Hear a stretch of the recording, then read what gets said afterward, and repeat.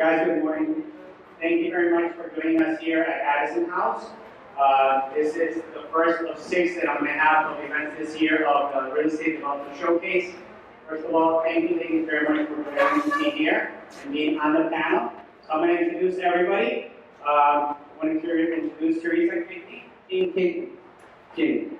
She's the CEO of the Miami Association.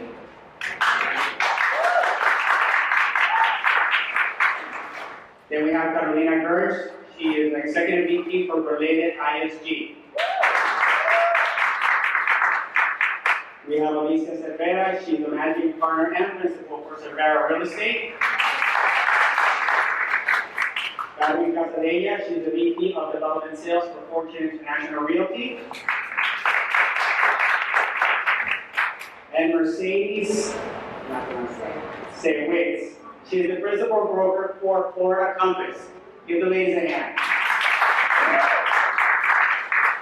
So first of all, thank you very much for once again joining us here. The reason I do these events is number one, to give knowledge to the realtors that are either new or veterans, number one. And number two, I want to be able to show people that we can do events in the pandemic that we have right now with the situation, that we can do them responsibly and safely. So thank you very much for joining us here. I really appreciate it. So we're going to go ahead and get started. And we're going to go ahead and get started with Teresa. Teresa, if you can give us a little bit and tell us about yourself, and then if you can pass the microphone down, we'll start with your questions, please. Excellent. Well, I've been introduced, and you know I'm the CEO for Miami Realtors. And hopefully you know we're the largest local realtor association in the nation, and number 2 in the entire world. Our eyes are on Toronto. We're closing that. We're the highest level of members ever. The market is incredible. You're going to hear a lot about this. My husband, John, and I have been married for almost 53 years. The handsome guy is here in the room with me. He says he's my brother and bodyguard these days. And I've been here in the Miami market for 28 years, and I absolutely love everything about Miami, South Florida, and our realtors. Thank you. My name is Carolina Gertz, and Casey, I want to say thank you. Thank you for the opportunity of being in this panel. I'm honored to be in the company of these women. I am originally from Cartagena, Colombia. I lived in Atlanta for 13 years, came to the United States in 1985.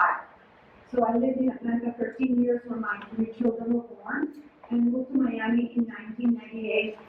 And this is home, the best of both worlds here. I love it.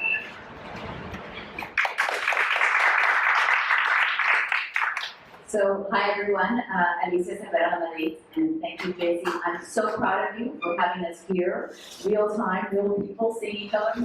This is all around.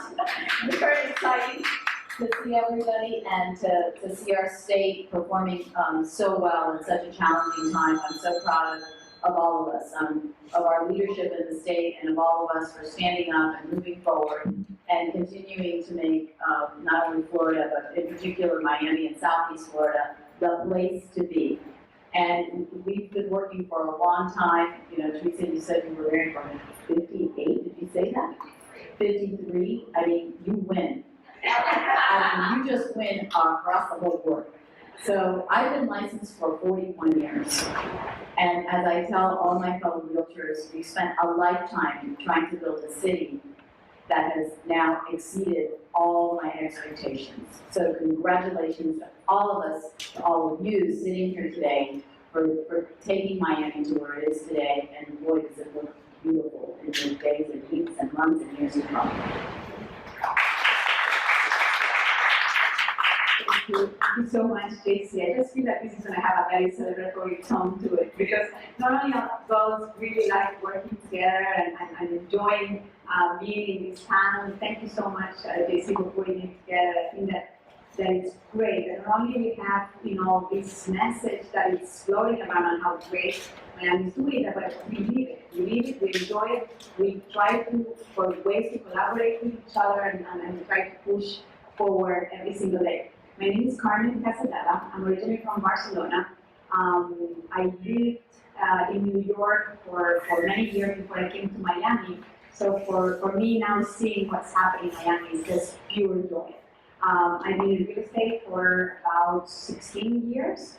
I started with marketing, but then, you know, crash and crisis and necessity brought me to sales, and I've been enjoying it tremendously.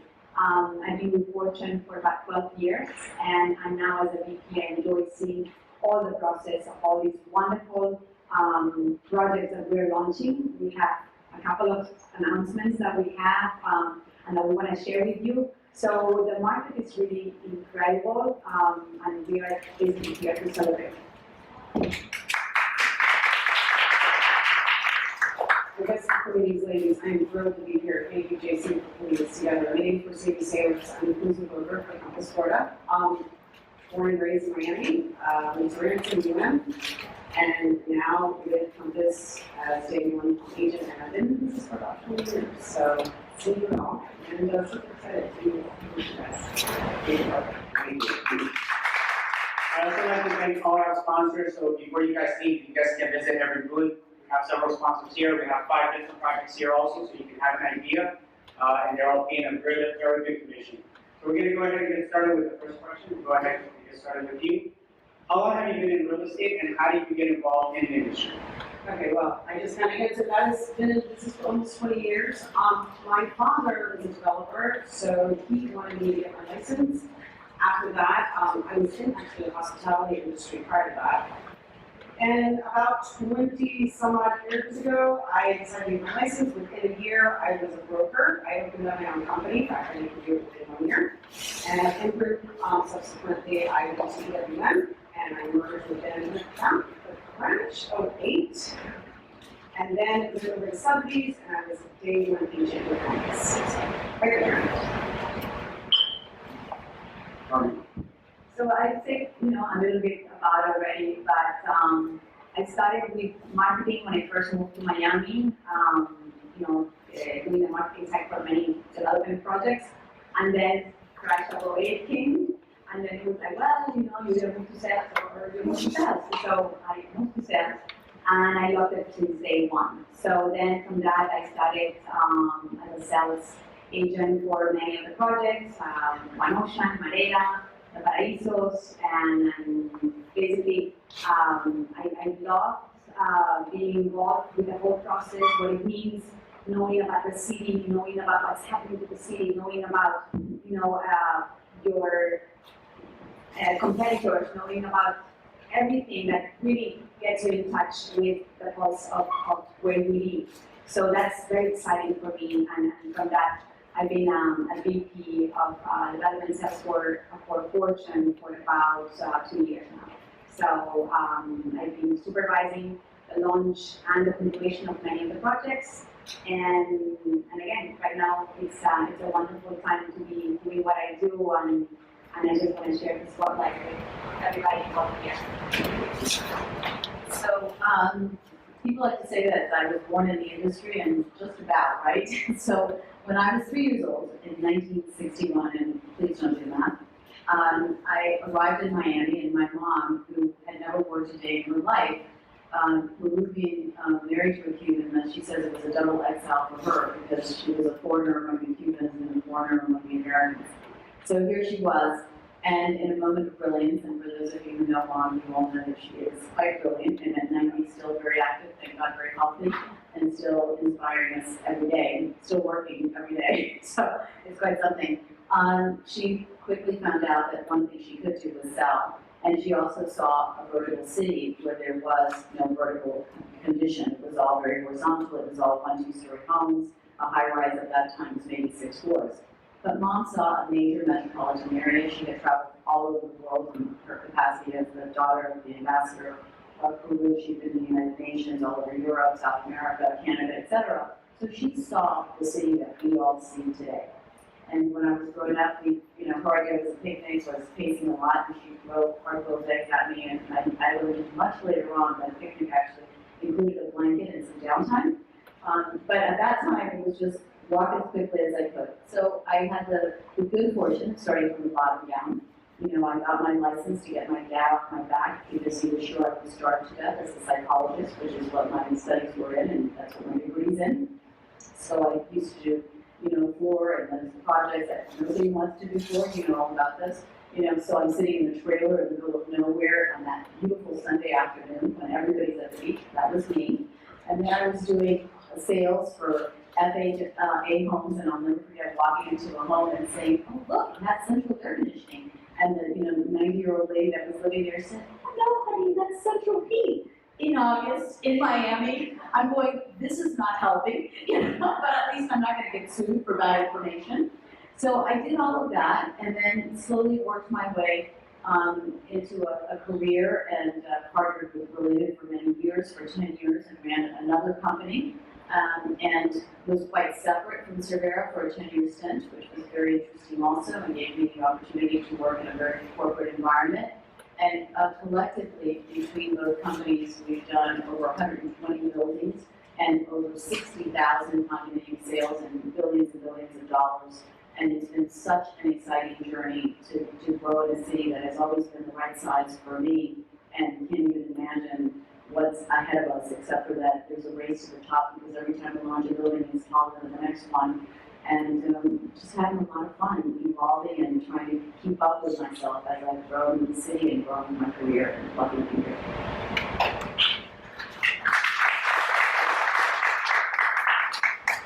I got my real estate license in 2005, but I've always wanted to be real estate ever since I lived in Atlanta.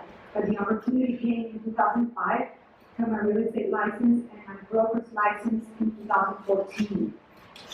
Lived through the crash, but I did amazing. I became an expert in short sales, in foreclosures. I wrote that way, and I learned from the best. Came to Related ISG in 2014 as a broker associate. In 2015, I took over as sales manager for our Aventura Western offices. And then since July of 2020, I have been the executive vice president for this company, and I run it with my friend Preston Mickey, who everybody knows. Thank you. So as I said, I've been here 28 years with Miami Association of Realtors, and I was 20 years with my former association in my hometown of St. Joseph, Missouri. And my husband and our son and I identified that we wanted to move south and be around water. We just didn't know it was going to be this far south around this much water. When the time came and we wanted to wait for our son to graduate from high school, so when he entered his senior year, I started looking to see what was available, because I wasn't willing to do any of the normal steps in between. I wanted to go to an incredible association and a large one.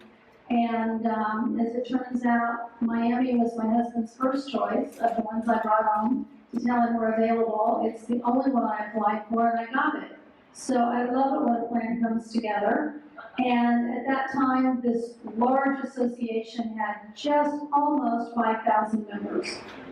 And so that was 28 years ago, and at one point, 10 years ago, we became the largest association in the U.S., edging over Houston with 26,000 members.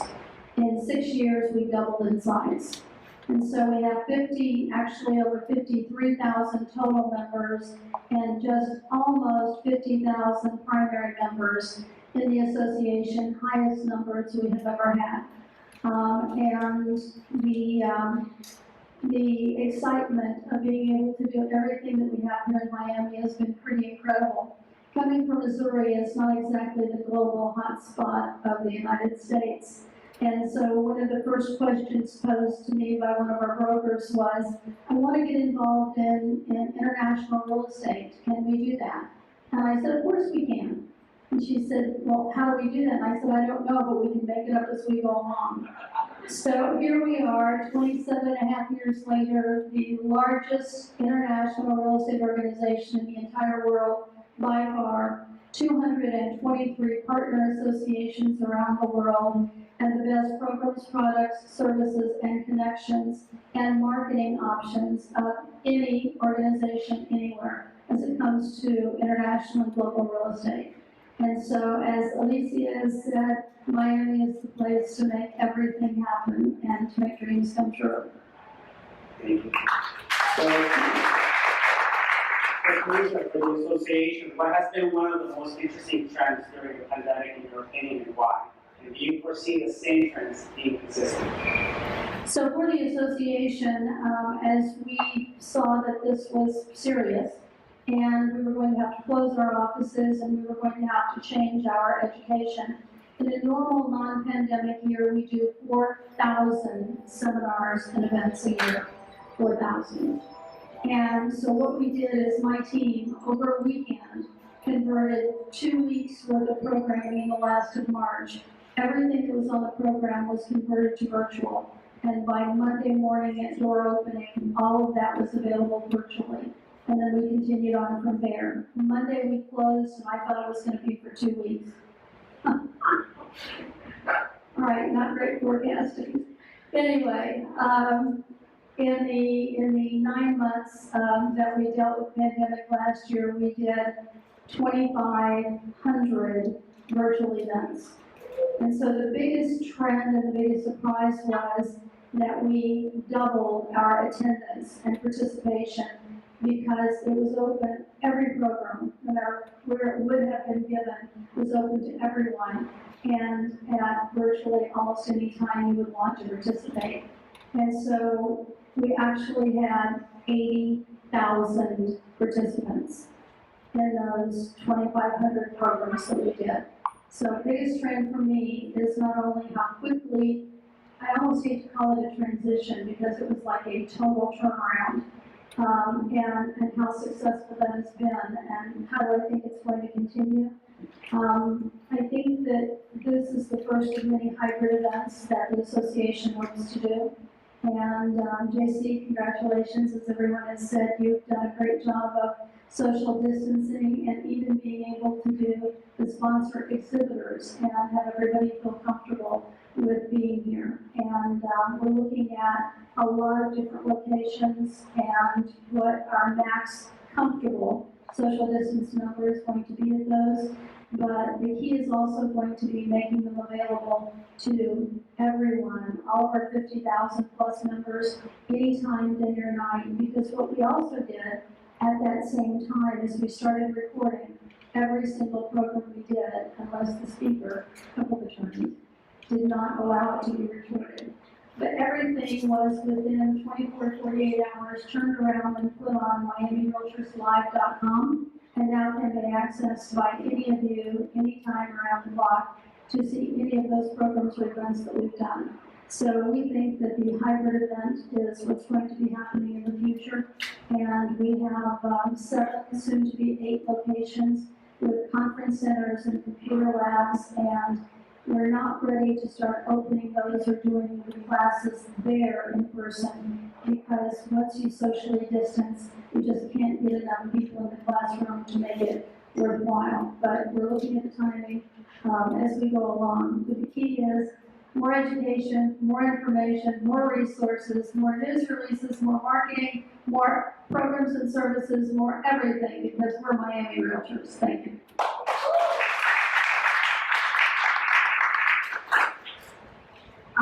The trends that I see, well, there's 2 words that define the trend: social distancing. And those are the 2 words that trigger the demand for single-family homes. From buyers here locally, because the low interest rates are amazing, under 3%. Also, the tax reform of 2017 in New York, New Jersey, California, Illinois, and Connecticut also just made a surge of migration to South Florida. Migration has always been there, but it made it even more during the pandemic. I see condos picking up in mid-2021. Why? Because these buyers are end users. They're looking for shelter. You need something now, so now they're turning into condos. An example is Fort Lauderdale. Fort Lauderdale now is a seller's market for condos. It is, 37% more the demand for condos than in 2019. So just, get your buyers, because it is a hot market. Yeah, well put, absolutely. We saw a good trend going towards the single-family homes. And I've already, and I think we're seeing it, the numbers are supporting that already there's a big pickup in the condominium market. Not only because the housing market, the prices have taken off like a rocket, but also there's just less inventory available. So between increased prices and less inventory, it's forcing people to go back to condominium living. But in addition to that, I think at the end of the day, people like what they like. And 10 months does not make an urbanite turn into a suburbanite. Certainly not me. You know? So when they started moving down here, not for us locals who know the drill, but when they started moving down here from all over the United States, I was thinking, boy, are these people going to have a rude awakening when we start driving again? Because the buyers kept telling me, it's just so easy to get around Miami. You know, I just can drive everywhere. It's no problem. The parking, the this and that. And I'm like looking at them like, mute, right? This is the time to keep your mouth closed and don't ruin anybody's sale. But clearly, if anybody drove here today, as I did, it has changed a little bit.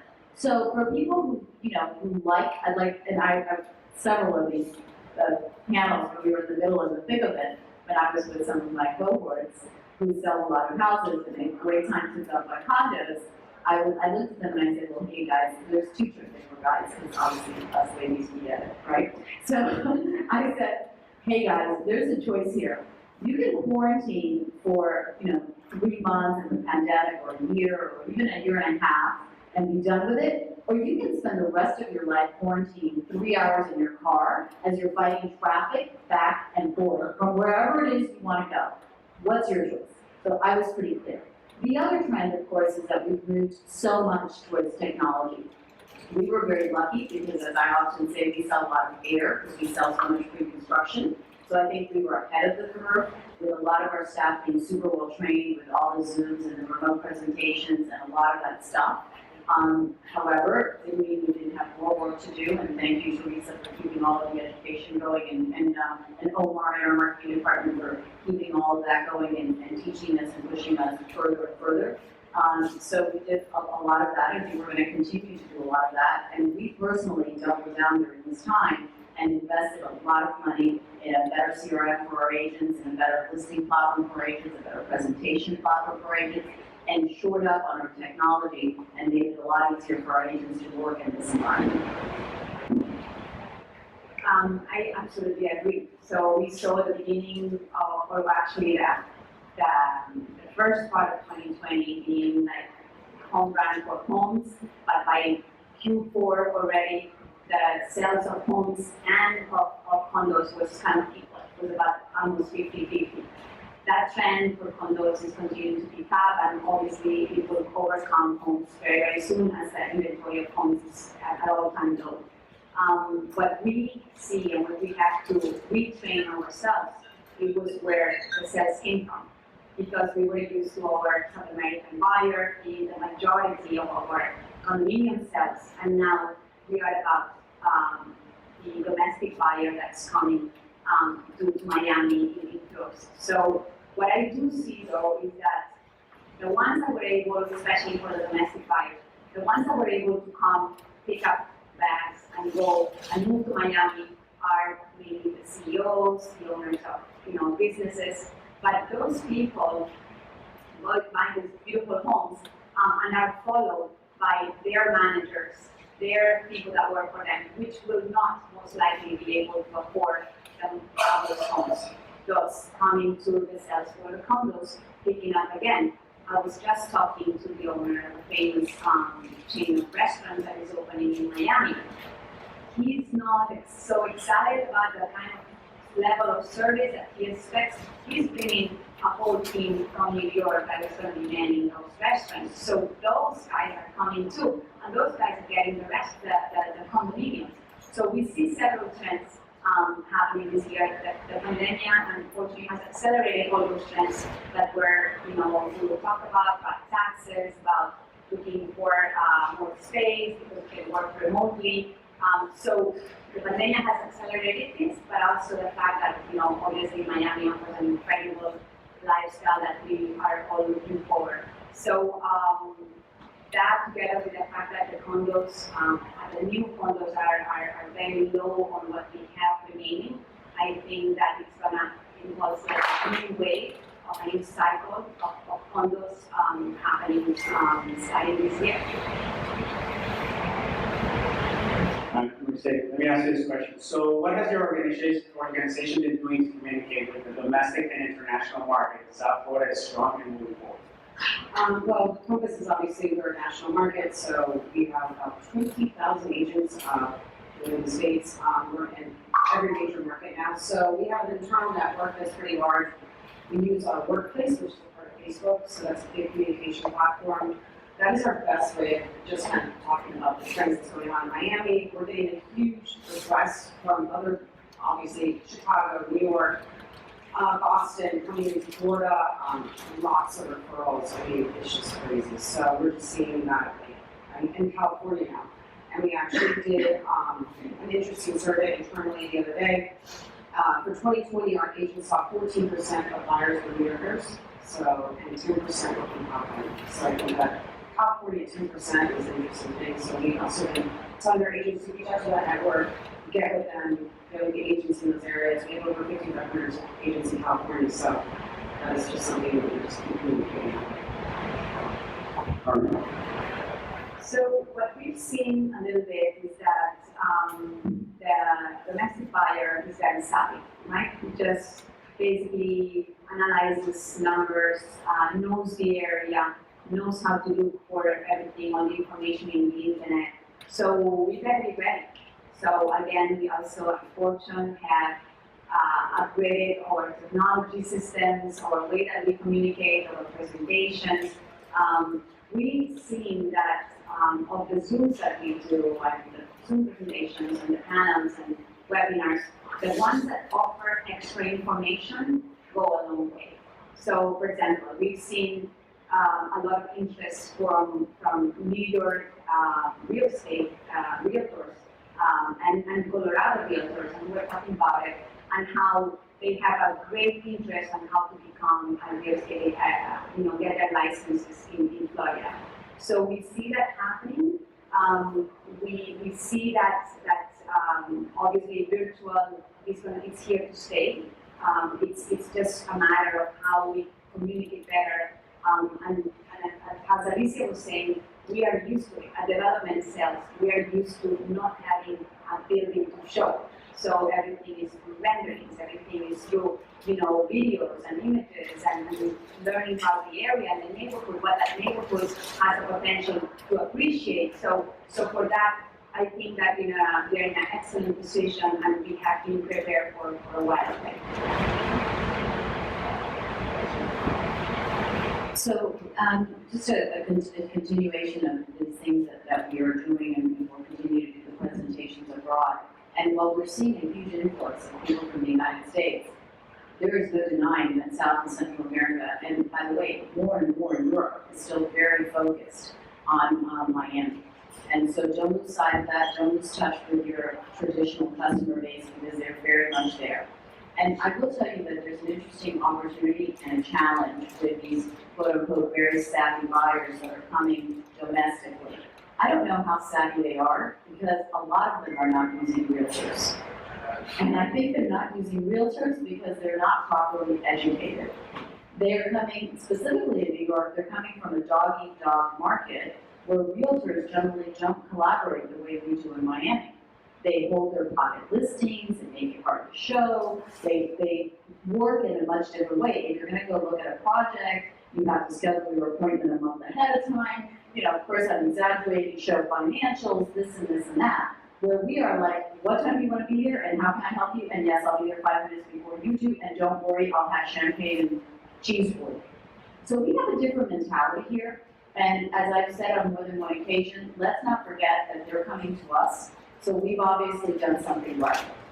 So take a minute to educate the customer that's coming in without a broker and the brokers that are here, and making them more aware of the fact that we have to explain to them why in Miami we should be working with co-brokers. And with brokers in general, when I say co-brokers, because I represent these huge projects, and as much as my developers love it when they don't have to pay a co-broker commission, I don't love it because I'm one of you. So I want to see all of us here maximizing those dollars. So it's a good red flag that you raised. I'm not sure if you're seeing that, but I imagine you are as well. And by the way, it's so much more work for us because they don't know what's going on. They're assuming they're gonna get this commission discounted, and the developer's assuming he's gonna keep that money. So the negotiation is bloody hell and very complicated. So we're thrilled to have them here. We love the fact that they love our city and our state, but we want them to embrace all that's good about our city and state and assimilate into the way we do business, which is why we have created this matter reports. Our organization is one of the most reputable places when it comes to analysis and data. So we empower our agents with all these facts and numbers. In turn, they educate their domestic and international buyers with all this information. And we update them every week with our related ISG Miami report. So, it's a good thing. So facts, numbers. When you show a buyer or a person that is on the fence whether they should sell or they should buy, and you show them numbers, and you show it to them in black and white, what's happening, people are very visual. So that's what's happening. And I've seen many of our agents come to me and say, oh my goodness, thank you for that Miami report update Craig just gave us because I made a sale or I got a listing. So it's about data, facts, and numbers. It's not just saying Miami's hot. No, we show and we prove to the clients, international and domestic, that the market is really hot. Susie. And actually, Craig has a specific team working on getting numbers. So a lot of the agents, whether they're whatever company they are, they actually use those reports. The Miami report has a very low reputation. So it's something that you can use. I know Alicia has her own. I know Fortune has their own. George has their own. EWM has their own. But if you guys take all these reports into consideration and use them, it will help you out a lot. So I'm letting you guys know because I actually use everybody's report and I take a little bit from each one, depending on the client, So Douglas Elliman has a wealth report, which is the 9 franc. That's an amazing report that I use when I talk to my international buyers. When I talk to my high net worth individuals, I use that report, and then I use all the reports so that I can show more software as well. Teresa? Thank you. Well, Miami Realtors has an incredible marketing, communication, and media team, and all of the stats from the MLS. So whenever you see the National Association or State Association or any of the newspapers quoting stats on the market, they come from us. So all of the data you have in your MLS. You have it first, you have it better than anyone else does, and you have access to more resources. We pay for a very expensive news release, news distribution system, which is also international. And we get more coverage than the National Association of Realtors does. And that means that more people are reading about Miami's market. At each of our board meetings, and we have one of our presidents here, Bethany Martinez, president of our YPN. And so at each of our board meetings, we get an update on who's looking at Miami's market, which markets are covering our news releases. Because there's only one reason they're covering our news releases, and that is the readers want to know what's going on here. But it's a wonderful thing, because the more they cover us, the more the readers read about Miami, the more they cover us. It's a great cycle. And so we also have sfmarketintel.com. Please go visit there. It has all of our latest news releases. You can take them, give us credit for the source, and you can use those quotes. You can use it any way that you want to. You won't be able to see this, but you will look for something that looks about like this. We have a whole new set of market infographics that we have done, and they come out every month, and they're absolutely incredible. You can take them and you can snapshot individual ones to put in your social media. You can send the entire page out. We've got it for Miami-Dade County, for Broward, and for Palm Beach. And we were talking about condos. For the first time in over 7 years, condos surpassed single-family home sales in the month of December. I got some more stats, but all you have to do is take a look at it. They're all yours, and they're all available for you to use. Thanks. Thank you. Carolina, this question is actually for four of you. This is about new construction. So there's a shortage in demand in new construction. And we have some pretty interesting projects coming up, as you guys might have seen some of the E-Blast flyers. Do you guys think this is the proper year to come out with a new development? Reason why, yes or no? Well, I'm not an expert in development sales. I got a little experience, and I watched the press talk and everything. I do know that pre-sale requirements for developers is at least 50% before they begin construction. And we heard two recent projects coming up, Baccarat Towers by Related Group in the Brickell area, and they're gonna offer it at $900 a foot. And Waldorf Astoria in the downtown area, they're gonna offer it at $1,200 a foot. Now, keep in mind, it takes 6 to 7 years to build this humongous house, from pre-sale to delivery. It takes a long time. There's not many condos out there. New market condos, I'm talking about 5 years or less. They're being offered right now between $500 and $600 a square foot. So, you know, I do think that the cycle should have started, I think, in 2020. Actually, in one of the Miami reports that Craig gave us in 2019, he said, the new cycle is starting in the middle of 2020. Well, we know what happened. So, so let's see. So the short answer is yes, we need to start new projects. I will tell you that we are super excited because tomorrow we're groundbreaking on the TiVo, which we actually sold over 220 units through the pandemic, thank you Lord. We had a head start because we started reservations before, but it is groundbreaking tomorrow. So I think it's the first post-pandemic and certainly first in 2021 new project to break ground. And we're delivering, as we speak, 1212, who's here, one of the people that are presenting, which is the offices in Aventura, and that's being delivered. And we will be delivering Addison residences, which to your point, it has been such a long build because it's a $1 billion project, it's over 800 feet tall, it's 398 units. We're just under 70% sold, and we'll be delivering that at the end of 2022. And what we're seeing there is that now, a lot of these people that need a roof over their head are saying, okay, it's time, because, you know, under 2 years out from delivery, it's gonna take me about a year to figure out my designer, this, that, and the other thing, to get everything put together and finished. So we've seen a huge uptick in our sales. And we're delighted that we have a new product coming into the market. We have a few surprises on the way ourselves with new inventory that I think is gonna, you know, hopefully lock everybody. And great news is also give you all more product to sell.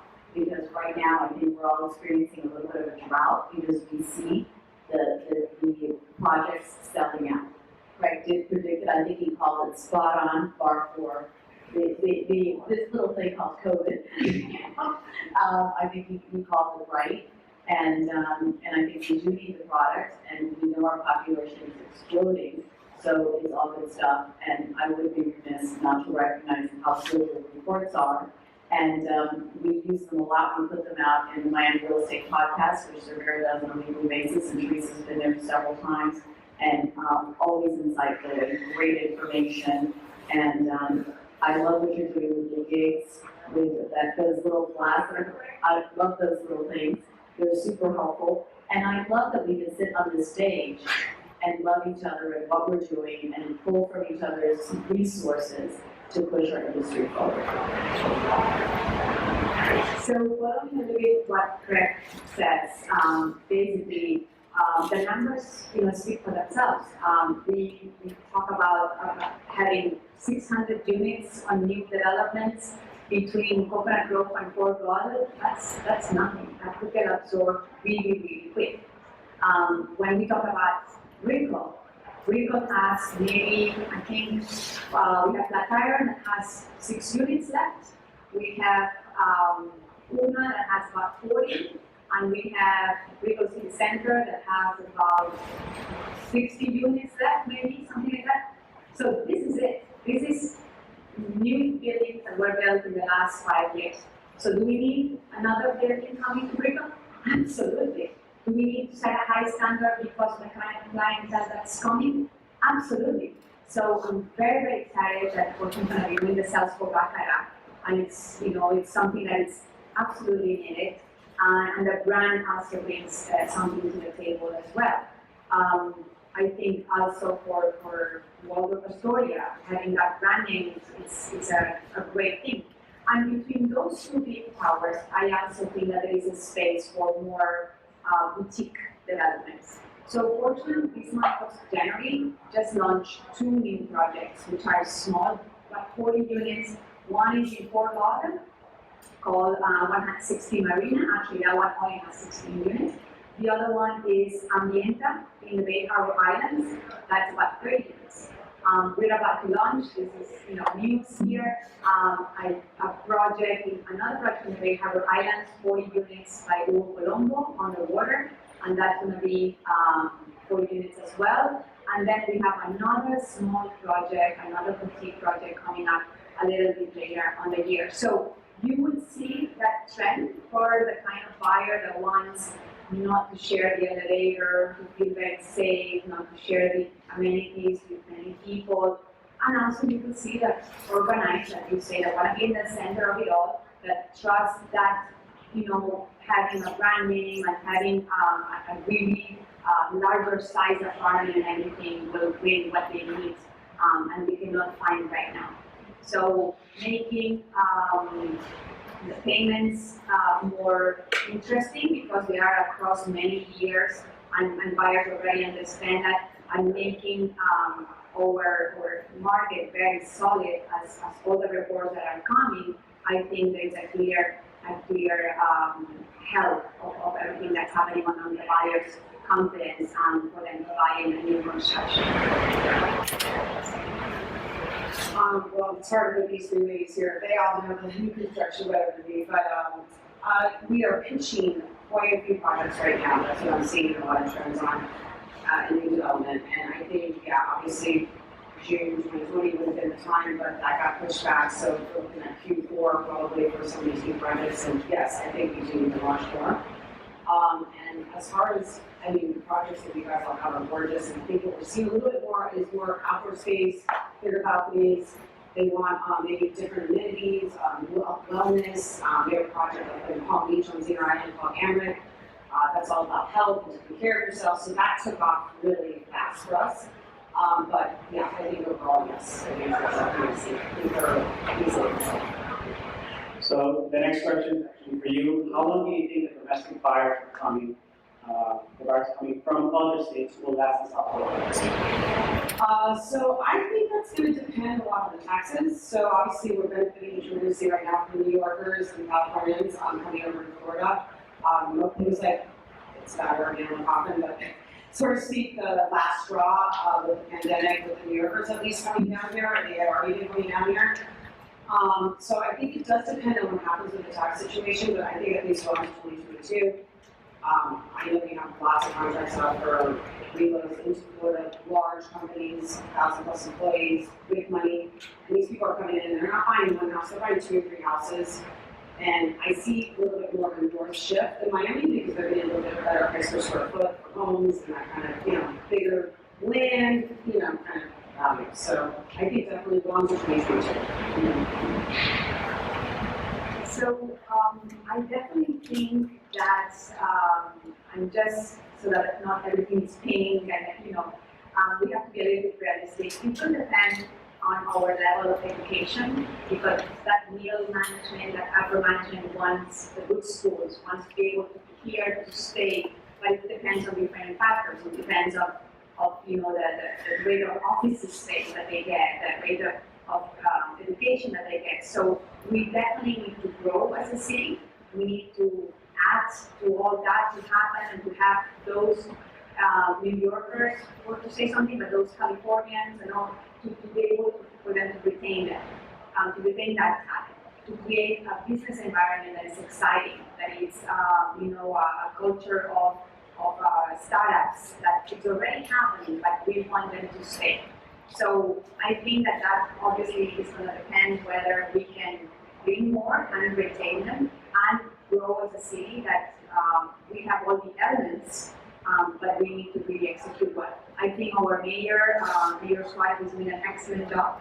I think on creating on that technological environment, and that attraction to all these, companies and even, even masks and everything. So all those are great, but we really want them to stay and have everything that makes them happy, so I can say. So Alicia, what do you think of the way that the fourth quarter ended in 2020 as we enter 2021 with a low inventory in single-family homes, the lowest it has ever been in the past 15 years? So I think the last quarter ended as it should, with a big high and kind of an exclamation point for Miami. And in addition to what's happening in the housing and the inventory, we're talking about the city stepping up and meeting the demands. Well, I think the city's stepping up big time. Not only is our mayor doing a great job with Francis, but so is our governor doing a great job and being bold enough to say, hey, we're going to move forward. We're going to have a Super Bowl here, and some of you may love it, some of you may hate it. But when he said outrage at no mask, and meanwhile, most of the people were healthcare workers who had already had the vaccines, and he said, well, how am I going to drink a beer with a mask on? Which kind of speaks to the will of the people in Florida to keep moving forward. So we have over 1,300,000 square feet of office space that's being worked for in the downtown, Doral, Coral Gables, major office buildings. The companies are already coming, they've already signed up. I sit on the board of the Downtown Development Authority, so I see them coming, I see the job creation. Most of these companies that are coming in have an average salary of about $110,000 a year, which is going to support the growing trends that we're seeing with, of course, the increased cost of living. And the infrastructure, we're lucky in Florida, and particularly in South Florida and Miami, that our infrastructure is new. And for anybody who's ever done a rehab versus new construction, we know new is better, right? Rehab is an absolute nightmare that costs us 3 times as much. Today, one of our own posted that Manny Medina had just gotten this huge $100 million. He's now turned into a unicorn startup. This is one of the pillars of our community, really. This is the guy that brought the hub here that connected South America to the United States with fiber optics. So it's happening. We have that community already established here. And what they're finding is that not only are they finding a beautiful city that we've all built, but they're finding a welcoming city. Miami's already considered a college town. The University of Miami's top 50. Community College Dade is one of the largest in the country. FIU, as we know, is huge. We've got 2 medical schools here, not to mention what's happening in Nova and further north. So, and the many satellite universities that have come here to have international programs that are already established. We definitely have a desperate need for the lower grades, and our public schools need to step up and do a better job and a faster job and stop I think a lot of the debate between Dade and the city have subsided now, and that they're getting taken seriously. We also have a new private school coming in, the Avenue School is coming down from New York. They've already bought a site, they're building a school, it's on its way, it's probably about 2 years out. We've got several magnet schools that are being built, and we have to stay creative and progressive in our solutions. So it's not all painted roses, but it definitely is a rose garden, we just have to watch the thorns. And one of the things that we're going to bring forward now is how do we take the best of what's coming and avoid the pitfalls that resulted in them leaving. So how do we get the best of California, the best of LA, the best of Chicago, the best of San Fran, and make sure that we use all that knowledge to keep it the best of Miami, not only now, but moving forward. Okay, yes, so the migration has always been there. We've always had people from the Northeast come to South Florida. It was accelerated by COVID-19, yes, and the tax reform of 2017. Now, Q4 ended, or 2020 ended on a high, like Alicia said. Why? Because they reopened South America as well. So all these 3 factors helped Q4 end with a bang, like I said.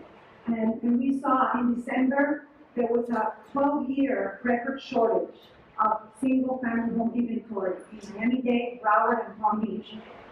In January of 2021, there was a 15-year record shortage of single-family homes in those three counties.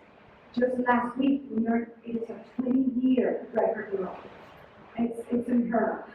And still people are moving here. Buyers are coming internationally, and they're moving also to Broward and Palm Beach County. Why? Because they want more social distance and school of choice. We've also seen that in the W for Lauderdale, which is a related project, and ISG is selling it. Buyers from South America have come in the last quarter of the year. So condos are popular again for Lauderdale. Teresa, thank you very much, ladies. Teresa, you can explain to the audience what the Miami Association has done the past year, so that way we can do our job as realtors. Yes, I'd be happy to do that. One of the things that I want to mention is that in addition to the incredible stats that we have, which Linda Fernandez and her team are responsible for, we also track all of the people who are looking at our properties. And so they come from, we track the top 10 states and the top 10 countries. So California took a while to start buying here strongly, but they have been one of the top states looking at our properties for 3 years. And so when you look at the stats that we have available for you, they're all at sfmarketintel.com. What we do is we tell brokers and our members and our leaders, here's where you need to look for where the buyers are coming from. Where are your next markets? Because it's part of what we can help equip you with in terms of great data. So JC is asking me to tell you what else we've been doing. So first of all, our 65 professionals, we may have closed the offices, but they are all working full-time and more on everything that we had done before, plus a lot of new things.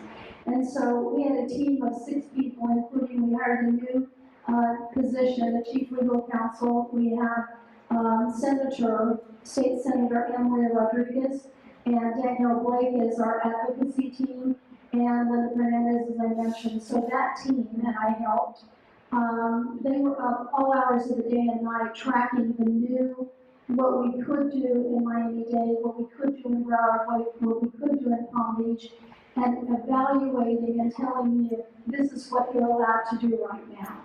In addition to that, at the same time, we were lobbying all levels, local, state, and national, to expand that so that you had more capability to do business. And so real estate services remained essential. In most parts of the country, they weren't essential and they had to make them essential. In our case, in Miami-Dade County especially, yours was identified in a category, as we announced to everyone, as being essential. But all of that just kept expanding and being much more clear, and including the other 2 counties. So saying that you and your business are essential, and providing all of the CDC guidance and all of the other guidelines as to how you could do your business safely, providing all of the 4 new virtual tour programs, and abilities for you to connect with buyers and sellers without having to personally be there, and to open up your markets to more people. Realtors granted access to condos. As soon as we got all of the other things lined out, you being blocked from being able to go in and showing condos was the biggest problem that we had. So we reached out at every level, every possibility, including legal, and enabled you to be able to get access to most of the condos. Some of the ones that were still blocking you, we were dealing with on a one-by-one basis to try and get those opened up and help them understand how they did not have the right to block you. If they're sellers, if the people who own the condominiums wanted to let you in. And so that was a big effort for us. License renewal. People were freaking out because they couldn't go to the classes to get their renewal hours. And so we worked with the Real Estate Commission, who all of them are friends of ours and leaders of our associations throughout the state, and they extended the deadlines 3 times so that people would have more of an opportunity to get your education and get your license renewed. In addition to that, they did what they had never done before in most state licensing authorities have not done is they enable almost all of our classes for CE to be able to be online and to be counted for CE. They've had to do multiple extensions of that, and we have testified before the Florida Real Estate Commission to help those things happen. Commercial leases simplified, realtors qualified for unemployment help, and exactly how to do that. Open and expired permits closed, that's a huge issue that we continue to deal with. The 10% property tax cap permanently extended. Remote online notary allowed. We already had that, we lobbied to get it before the pandemic. There were so many states who were trying to rush things through because they did not have that capability. And unlicensed real estate investigations funded. A lot of people popped up from everywhere without licenses trying to be part of real estate deals. And so these are just, it's a summary of one page we have if any of you would like it. I can be sure and send it to you in PDF form. But just be sure that your association is there for you, and sometimes 24 hours a day, to do whatever we can to make sure that you've got the tools, the resources, and the ability legally to do business. Thanks. Thank you very much. Addison, would you please give us a small report of how you see 2021 moving forward into 2022? Absolutely. So I think put on your seatbelt because 2021 is going to be a great ride. I think we're going to be hitting it on all cylinders. I think we have been very bold and very blessed through this COVID. Blessed because geographically we have wonderful conditions. Blessed because we have a hospital and a medical community here that far exceeds the needs and demands of our local community because we are an international medical destination. So while we were nervous and prepared because we had 2 tent hospitals and we had the convention center set up, we never were in threat of losing our emergency room capacity or our ICU capacity. So we came into this very blessed with a mass transit that is open air, doors open, fresh air comes in. We knew that we were going to want to stand outside in the heat to wait for our next car, but it was the best thing that ever happened to us. Blessed because we've actually accelerated our outdoor eating, which I think was a shortage of it in Miami, and now it's just exploded. Our rooftops, our outdoor eating, our waterfront eating. Blessed because we have a program that's accelerating our dealing with resiliency, which now no one's talking about, but it will rear up and pop up its ugly head again. But we have floated a bond. Our leaders are working on it. And blessed because we have leaders that embrace the business environment. Certainly in Francis Suarez we have that, and the governor, I'm so proud that Francis is going to be at our groundbreaking, and the governor is coming down to celebrate over dinner, that we here in Dade County in South Florida, in Florida, are breaking ground on a new building. We are leading, and I think that entrepreneurial spirit, the bravery of our community, and the conscientiousness of us to go out, to social distance when we have to mask up when we have to take care of the people that are vulnerable, to get tested, to go out and do the things that we need to do to stay healthy, while at the same time doing what we need to do to stay healthy financially and to save our economy and our city and our businesses and to take care of each other, because we've also stepped up with our charities, the United Way, along with the Girls Club, actually, the W Women's whatever, not the YCA, but the YW, and Easter Seals have gotten huge grants, and I mean tens of millions of dollars from Mackenzie Scott, from Bezos' ex-wife, and she's put it into our community, directly into Dade County, also gets for Broward, because of the job that our charities have done, taking care of our own. So we have so much to be proud of at so many levels. And, you know, much is given to whom much is given, much is expected. And we have stepped up and not been afraid and gone to work and worked and gotten creative and gone out there and done what we need to do to keep our city moving forward. So the numbers support it, the statistics are there, the information is there, and we have all of the tools to go out and crush it. There clearly are some challenges. You pointed out that when South America opened, rightfully so, our clients, which, just like you, Teresa, every time we did a presentation, instead of having 10 or 20 people, all of a sudden we had 50, 80, 100 people showing up to these Zoom presentations. So what else were they doing? How many reruns can you see? So there they are, getting exposed to our projects, and so when they let down and opened, the restrictions and opened up, they came, they were educated, they were prepared, and they bought. So we have to monitor that. Not all the world is as fortunate as we are. Not all the states are performing the way we are performing. So we'll take what we can get, but we also have to be prepared for changes, because there may be some changes. So our job, I think, in the next year, the next 2 years, which I think are going to be great, I think you're spot on through 2022, I think we're going to be on a wonderful, wonderful ride.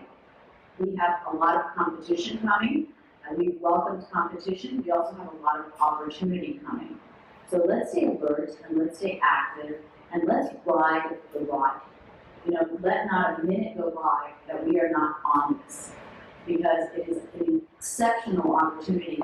And I promise you, I always laugh, because, having been here in Miami since it was me and the palm trees, when people come, no matter when they get here, every time they get here, they go, my gosh, Miami's changed so much since last time I was here. That happened in 70, it happened in 75, it happened in 80, it happened 5 years ago. But I'm here to tell you that we're going to wake up in 2 years, and those of us who are seeing it every day are going to be shocked with the changes that we're going to see in our South Florida, and our Miami, and our Ventura, and our Fort Lauderdale.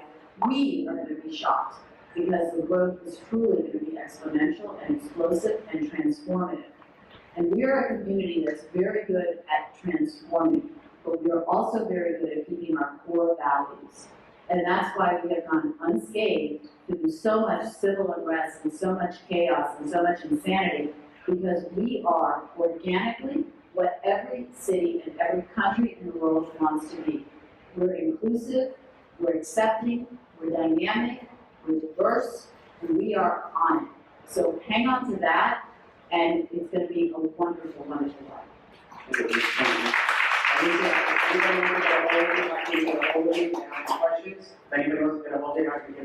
So you can get a hold of me super easy. My cell phone number is 305-588-9001. If I don't get back to you, I didn't get your message. You can call me or call. Okay, I am, right? I'm very good at getting back to people. Okay, you can also, Send my text. you can email me, if you can call Omar and go to him if I don't get back to you right away. But my phone is my best thing, guys. So call me, text me. Don't be afraid to call me or text me with anything. On more than one occasion, I've helped agents that don't work for me close deals because they just called me and said, hey, for whatever reason, I'm at the right place at the right time. How can you help me? I'm happy to do that. Your success is my success, it's our success. So I'm easy. Just call me. Call me. Carmen? Anyone else get a hold of you? Can you get a hold of you if you have any questions? Yes, so, just call Fortune and, ask for Carmen, and basically they will be able to find me. Otherwise, my phone number is just a little bit difficult, so I'll just give you the card right away after, when we get together and have a chance to speak. And just to add on Alicia, the world is looking at us. So we were already a model city before the pandemic because of our transformation with the arrival of our plaza and a cultural center. We are also, a city where is welcoming people from all cultures. So I think that that's becoming what the cities are aspiring to be, what the cities are modeling after Miami. So I think that we have to be very open, because remember that Europeans have not been able to come just yet. So as soon as the doors open, I'm sure they're going to be right here. Remember also one thing, I was just talking to a client. In Europe, if you have money in the bank, they have a negative interest. So they take money from you every month because the interest is so low that it's negative. So before having your money losing, its value in the bank every day, or having a wonderful property in Miami, a city that is just booming, probably prefer. So we see that. We will see South America, which has some countries that have been able to come, but not all of them. So I expect for 2021 to be an amazing year. Thank you, Mercedes. Anyone else get a hold of you? Can you get a hold of you? Yeah, my cell is 305-607-2600. Yeah, that's a many native for you. 2600 number. And my email is mercedes@compass.com. And it was a pleasure, Alicia, well said, and everybody, thank you. Thank you very much. Teresa, if anybody else can get a hold of you, how can they get a hold of you? The easiest way to get a hold of me is just tk@miamire.com. Carolina? My cell phone number is 954-854-0730. It's not that easy, but my email is easier, carolina@relatedisg.com. Very easy. Thank you very much. Ladies, thank you very much for being on the panel tonight. Thank you. Thank you everybody for tuning in. And hopefully I'll see you guys in April. I'm going to have an event in April in Coral Gables. It's going to be the top losers of South Florida. So from every single company, I'm going to take the #1 to speak. So looking forward to seeing you guys there. You guys can visit the sponsors that are here. Once again, thank you very much, Addison House and all the sponsors. Have a great day.